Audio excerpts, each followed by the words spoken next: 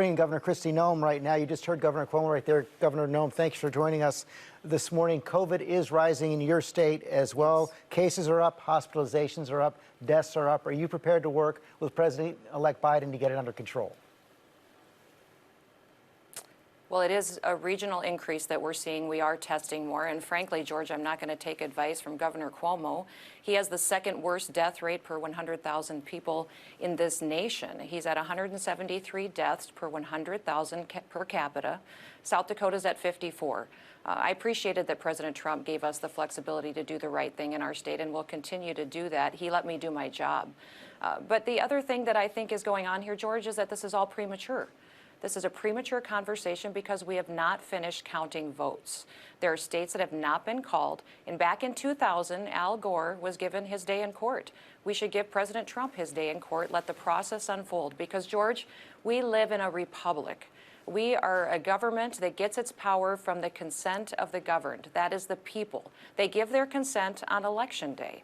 Election Day needs to be fair, honest, and transparent. And we need to be sure that we had an honest election before we decide who gets to be in the White House the next 4 years. Governor Noem, do you have any evidence that it wasn't an honest election? You had a tweet earlier this week saying it was rigged. Do you have any evidence at all of widespread fraud? I've spoken with Republican secretaries of state in Georgia, in Arizona. I've spoken to Republican officials across the country. They have come up with zero evidence of widespread fraud. And that is not true. That is absolutely not true. People have signed legal documents, affidavits stating that they saw illegal activities. And that is why we need to have this conversation in court. The New York Times itself said that there were clerical errors. If you look at what happened in Michigan, fraud, Governor, that's that very we had different. computer glitches that changed Republican votes to Democrat votes. You look in Pennsylvania, dead people voted in Pennsylvania. So, George, I don't know how widespread it is. I don't know if it'll change the outcome of the election.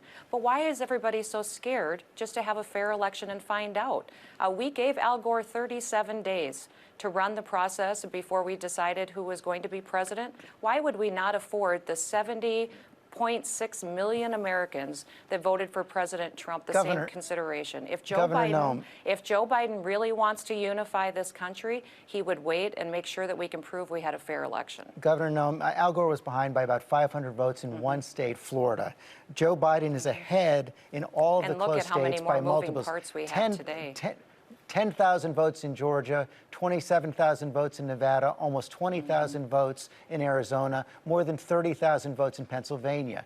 That is not close. That is not within the margin that elections are usually turned around on. And many, many more states are in play this time around. And that's what I think is interesting, is this declaration from some individuals saying it was an overwhelming victory for Joe Biden. It simply wasn't, because you have so many of these states that are still in play. All I'm asking for, George, is that we don't break this country.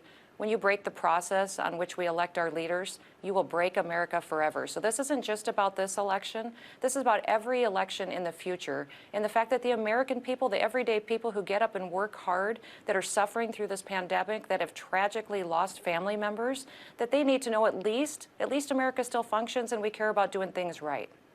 It starts with providing evidence. You still have not provided that, but I'm afraid we're out of time today. Governor Noem, thanks for your time. Let the process work, and we will.